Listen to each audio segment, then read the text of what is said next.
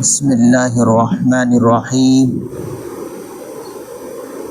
الحمد للہ وکفی وسلام علی عبادہ الذین اصطفی اما بعد فقد قال اللہ تبارک وتعالی فی القرآن المجید والفرقان الحمید فاعوذ باللہ من الشیطان الرجیم بسم اللہ الرحمن الرحیم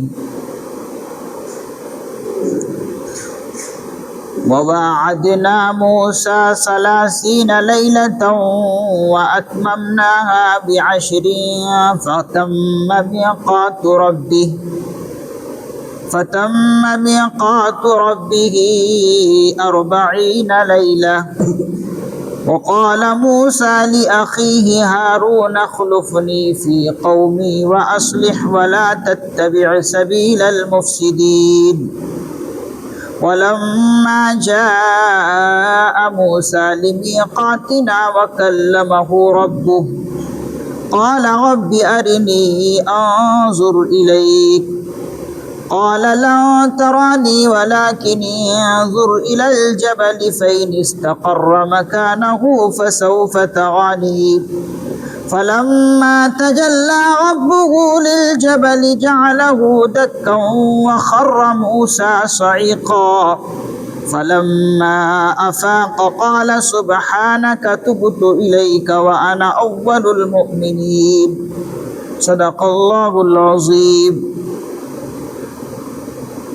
وواعدنا موسیٰ 30 لیلہ، اور ہم نے حضرت موسیٰ علیہ السلام سے 30 راتوں کا وعدہ ٹھہرایا، اور ہم نے موسیٰ علیہ السلام سے 30 راتوں کا وعدہ ٹھہرایا کہ وہ ان راتوں میں کوہ طور پر آ کر اعتکاف کرے۔ وَأَتْمَمْنَاهَا ب10، اور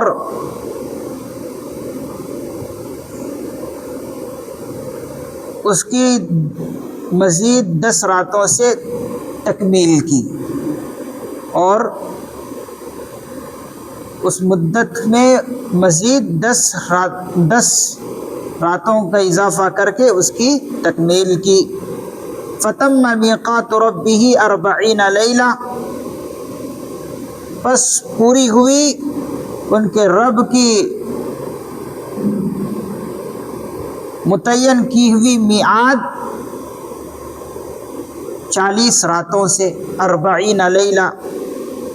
فتم میقات ربہ 40 لیلہ، پس اس طرح ان کے رب کی متعین کی ہوئی میعاد کی کل گویا کہ 40 راتیں ہو گئی، 40 لیلہ۔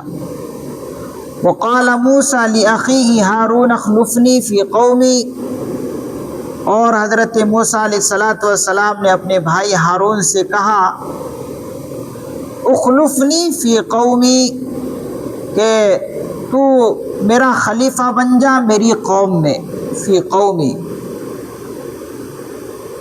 وَأَصْلِحْ، اور معاملات درست رکھنا، وَلَا تَتَّبِعْ سَبِيلَ الْمُفْسِدِينَ، اور غلط راستوں پر، غلط راہ پر نہ چلنا، پیروی نہ کرنا، مفسد راستوں کی پیروی نہ کرنا، ان کے پیچھے نہ چلنا۔ ان 2 آیات کریمہ میں اللہ رب العزت حضرت موسیٰ علیہ السلام اور بنی اسرائیل قوم کا واقعہ ذکر فرما رہے ہیں۔ پچھلی آیات میں آیا کہ اللہ رب العزت نے بنی اسرائیل کو سمندر پار کروایا، اور سمندر پار کروانے کے بعد آسانی سے ایک مقام پر پہنچ گئے، اور وہاں پر مطمئن سے رہنے لگے۔ تو فرما رہے ہیں کہ جب بنی اسرائیل قوم اپنے مقام پر اطمینان سے رہنے لگے، ہر پریشانی دور ہو گئی، تو بنی اسرائیل قوم نے حضرت موسیٰ علیہ السلام سے کہا کہ دیکھیے اب تو ہم سب مطمئن ہو گئے ہیں، فرعون اور فرعونی لشکروں سے بھی اب جو ہے ہم نجات پا چکے ہیں، اب ہمارے لیے آپ یہ کیجئے کہ اللہ تعالیٰ سے کوئی ایک کتاب مانگ لیجئے، کوئی ایسے قوانین مانگ لیجئے جس سے ہم اپنی زندگی انہی قوانین کے مطابق گزار سکیں۔ آپ اپنے رب سے وعدے کے مطابق اللہ تعالیٰ سے کوئی شریعت مانگ لیجئے، کوئی کتاب مانگ لیجئے جس میں انسان کی زندگی گزارنے کے قوانین درج ہوں، آپ درخواست کر لیجئے۔ تو مفسر نظام فرماتے ہیں کہ قوم کے اس مطالبے پر حضرت موسیٰ علیہ السلام نے وعدے کے مطابق اللہ سے یہ درخواست کی کہ یا اللہ مجھے کوئی ایک ایسی کتاب دے دیجئے کہ جس میں زندگی گزارنے کے قوانین ہوں۔ تو اللہ تعالیٰ نے اپنے پیارے نبی صلی اللہ علیہ وسلم سے، پیارے پیغمبر سے فرمایا، اے موسیٰ اگر تم کو کتاب کی ضرورت ہے تو ٹھیک ہے، تمہیں ایک ایسے مقام پر آ جاؤ جسے کوہ طور کہتے ہیں، وہاں پر آ کر 30 راتیں گزارو۔ اگر تم وہاں پر آ کر 30 راتیں گزارتے ہو تو وہاں پر تمہیں کتاب ملے گی۔ تو فرماتے ہیں کہ حضرت موسیٰ علیہ السلام اللہ کے وعدے کے مطابق کوہ طور پر 30 رات گزارنے کے لیے گئے۔ جانے سے پہلے اپنے جگہ پر کسے چھوڑ کر جا رہے ہیں؟ حضرت ہارون علیہ السلام کو، جو ان کے بھائی ہیں۔ تو جانے سے پہلے ان سے کہہ رہے ہیں کہ دیکھو میں جا رہا ہوں کتاب لینے کے لیے اللہ کے پاس، تم میرے پیچھے قائم مقام ہو میرے کام کا۔ تمہاری یہ ذمہ داری ہے کہ میں جس طریقے سے قوم کو لے کر چل رہا ہوں اس طرح تم لے کر چلنا اور معاملات درست رکھنا۔ وَأَصْلِحْ یعنی اچھے اصلاح کرنا، خود بھی اپنی اصلاح ہو، لوگوں کی بھی اصلاح کرتے رہنا، اور غلط مفسد راستوں پر نہ چلنا۔ جو غلط راستوں پر لوگ چلے ان کی پیروی نہ کرنا بلکہ ان کو روک ٹوک کرنا۔ وَلَا تَتَّبِعْ سَبِيلَ الْمُفْسِدِينَ غلط مفسد راستوں پر نہ چلنا، روک ٹوک کرتے رہنا، یہ تمہاری ذمہ داری۔ یہ کہہ کر حضرت موسیٰ علیہ السلام کوہ طور پر گئے۔ تو مفسر نظام فرماتے کہ شروع میں اللہ نے 30 راتوں کا وعدہ فرمایا، سلاسین کہتے 30 کو، تو 30 کو کیا کہتے ہیں؟ سلاسین۔ تو 30 راتوں کا وعدہ پہلے ٹھہرا۔ کہتے ہیں کہ 30 رات وہاں پر حضرت موسیٰ علیہ السلام رہنے لگے۔ 30 رات کہتے ہیں کہ 30 کی 30 رات روزے کی حالت میں رہنا۔ تو 30 رات اور دن ملا لیجئے مستقل، بغیر کھائے پیے، رات میں بھی نہیں کھانا، کسی بھی ٹائم نہیں کھانا، 30 روزے مکمل کر لیے۔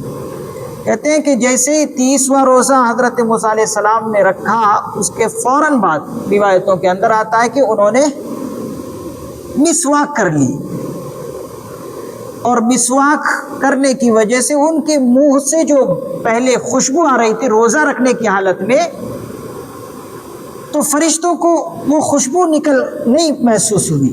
وہ خوشبو جو روزے رکھنے کی حالت میں آ رہی تھی وہ دور ہو گئی۔ تو فرماتے ہیں کہ اللہ کا منشا یہ تھا کہ بغیر مسواک کیے تمہیں 30 روزے رکھنا ہے۔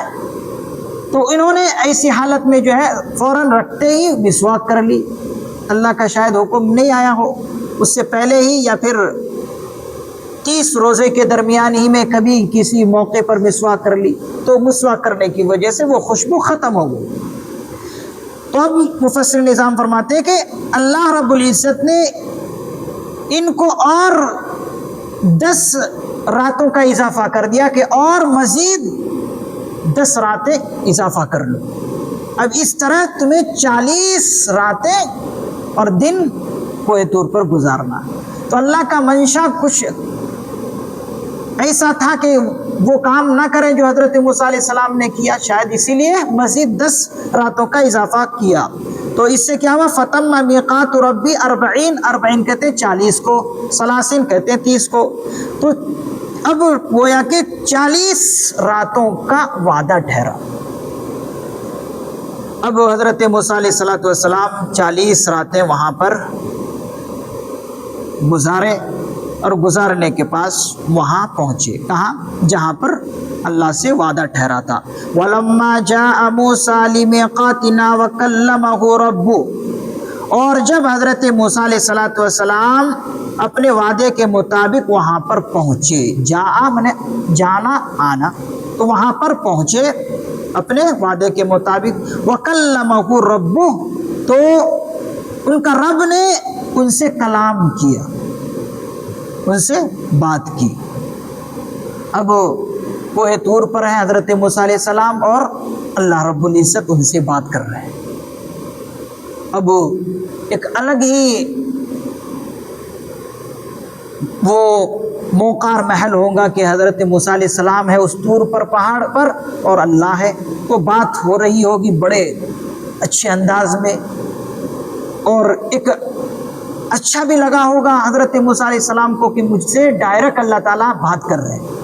لیکن جب یہ ان کو اچھا لگنے لگا کہ اللہ تعالیٰ مجھ سے بات کر رہے ہیں اور تورات دے رہے ہیں، تو حضرت موسیٰ علیہ السلام نے ایک درخواست اللہ تعالیٰ سے کر لی کہ اللہ آپ تو مجھ سے براہ راست بات کر رہے ہیں، لیکن آپ کہاں سے بات کر رہے ہیں مجھے معلوم نہیں ہے. طور پہاڑ پر اور اوپر ہے اللہ تعالیٰ، لیکن کون سے کنارے سے اللہ تعالیٰ بات کر رہے ہیں، اور وہ مزہ بھی حضرت موسیٰ علیہ السلام کو آ رہا ہے، لیکن کہاں سے بات کر رہے ہیں، کیسے بات کر رہے ہیں، یا اللہ مجھے تو نہیں دکھ رہے آپ. تو انہوں نے کہا قال ربی ارینی، انہوں نے کہا کہ اے میرے رب ارینی، مجھے آپ اپنا دیدار کرا دیجیے. انظر الیک، میں آپ کو دیکھ لوں، مجھے مزہ آ رہا لیکن اللہ میری خواہش ہے کہ آپ مجھے اپنا دیدار کرا دیں. تو جب یہ درخواست حضرت موسیٰ علیہ السلام نے رکھ دی اللہ کے سامنے، تو اللہ نے فرمایا قال لن ترانی، کہ موسیٰ تم مجھے ہرگز نہیں دیکھ سکتے، کیونکہ میں نے انسانوں کے اندر وہ تحمل اور برداشت اللہ کے دیدار کرنے کا پیدا ہی نہیں کیا دنیا میں، اور تم چاہ رہے کہ مجھے تم دیکھو. انسان کے اندر وہ مادہ اللہ نے رکھا ہی نہیں کہ اللہ سے کوئی دنیا میں رہتے ہوئے بات کر لے اور اللہ کا دیدار کر لے. اللہ تو وراء الورا ہے. تو اللہ نے کہا لن ترانی، تم مجھے ہرگز نہیں دیکھ سکتے، ولکن انظر الی الجبل، لیکن ہاں اے موسیٰ البتہ اگر تم مجھے دیکھنا چاہتے ہو تو اس پہاڑ کی طرف نظر اٹھاؤ. وہ جو پہاڑ طور پہاڑ ہے اس کی طرف تم اپنا نظر اٹھاؤ. اگر اس طور پہاڑ پر تمہاری نظر جم جاتی ہے، فَإِنِ اسْتَقَرَّ مَكَانَهُ، پس وہ اگر اپنی جگہ پر پہاڑ ٹھہرا رہا، برابر رہا، برقرار رہا، فَسَوْفَ تَرَانِي، تو تم مجھے دیکھ سکو گے. تو گویا کہ اللہ نے کیا کہا کہ تم مجھے ڈائریکٹ تو نہیں دیکھ سکتے، اب تمہارا مطالبہ ہے، اب تم کلیم اللہ ہونا چاہو، تم کلیم اللہ ہونے کا شرف حاصل کر سکے، اللہ سے بات کرنے کا شرف تمہیں مل گیا، لیکن اب تمہیں دیکھنا چاہتے ہو مجھے، تو ایسا کرو، تم تو دیکھ نہیں سکتے، وہ آنکھوں میں میں نے پیدائشی مادہ نہیں کیا تم دیکھو دنیا میں، لیکن اگر تم نے مطالبہ کر دیا تو ایسا کرو، میں پہاڑ پر، کوہ پہاڑ پر تجلی اپنا ڈالتا ہوں، اگر وہ تجلی پہاڑ برداشت کر لے تو تم سمجھو کہ تم مجھے دیکھ لیے. فرماتے ہیں فلما تجلی ربہ، بس جب اللہ رب العزت نے یعنی ان کے رب نے اس پہاڑ پر تجلی فرمائی، ایک جھلک، مفسر نظام فرماتے ایک جھلک، اور حضور نے اس کا ایک نقشہ اس طرح کھینچا کہ یہ جو خنصر انگلی ہے، چھوٹی انگلی کو خنصر کہتے ہیں عربی میں، اور حضرت پیغمبر آخر الزماں صلی اللہ علیہ وسلم نے انگلی کے اس آخر کنارے سے اس کو ایسا پکڑا کہا کہ اتنا صرف اللہ نے اپنا تجلی ڈالا پہاڑ، بس اتنا، بس یہ اتنا ڈالنا تھا کہ کہتے ہیں کہ جعلہ دکا، کہ پہاڑ ریزہ ریزہ ہو گیا.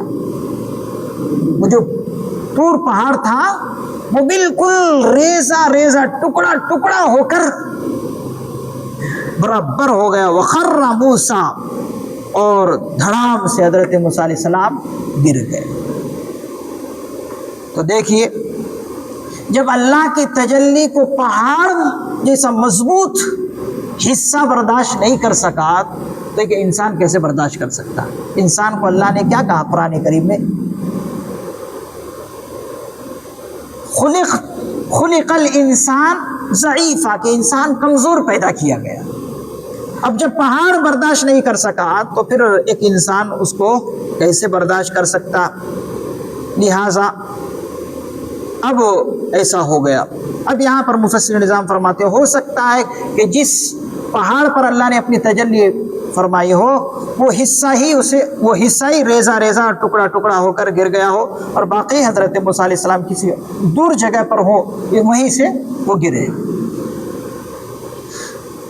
فلما افاقا، اب اللہ رب العزت فرماتے ہیں کہ جب ان کو ہوش آیا، حضرت موسیٰ علیہ السلام کو ہوش آیا، قال سبحانک، تو انہوں نے کہا کہ اللہ آپ کی ذات پاک ہے، تبت الیک، میں آپ کے سامنے توبہ کرتا ہوں، آپ کی طرف رجوع ہوتا ہوں، وانا اول المؤمنین، اور میں سب سے پہلا مؤمنین میں سے ہوں. کیا مطلب؟ یعنی اللہ جب آپ نے فرمایا کہ انسان دیکھ نہیں سکتا مجھے، تو آج مجھے معلوم ہو گیا کہ آپ نے جو فرمایا کہ انسان میرا دیدار دنیا میں رہ کر ہی نہیں سکتا، تو اس بات کو ماننے میں سب سے پہلے میں مسلمان ہوں، سب سے پہلے میں مومن ہوں کہ آپ کا دیدار دنیا میں کوئی نہیں کر سکتا. تو مفسر نظام فرماتے ہیں کہ اگرچہ عقلاً اللہ کو دیکھنا ممکن ہے عقلاً، لیکن ممتنع الوقوع ہے کہ دیکھا نہیں جا سکتا. اسی لیے پھر فرمایا کہ اللہ تعالیٰ اگر کہتے کہ لن پورا، کہ تم مجھے دیکھ ہی نہیں سکتے اور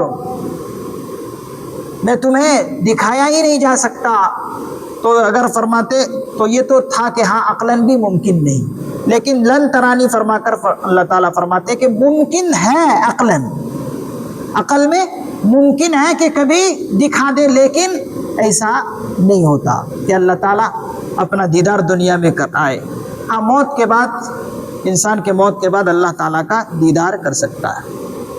اچھا آگے جو ایک بات آئی کہ مسواک کا جو ذکر آیا، تو کیا روزے کی حالت میں مسواک کرنا درست نہیں ہے؟ جیسے حضرت موسیٰ علیہ السلام کو حکم تھا کہ مسواک نہیں کرنا اور انہوں نے کر لیا روزے کی حالت میں، یا روزہ توڑ کر 30واں روزہ مکمل کرنے کے بعد، تو کیا نہیں کر سکتے مسواک؟ تو مفسر نظام فرماتے ہیں شاید کہ ہو سکتا ہے وہ حکم حضرت موسیٰ علیہ السلام ہی کے لیے خاص ہو.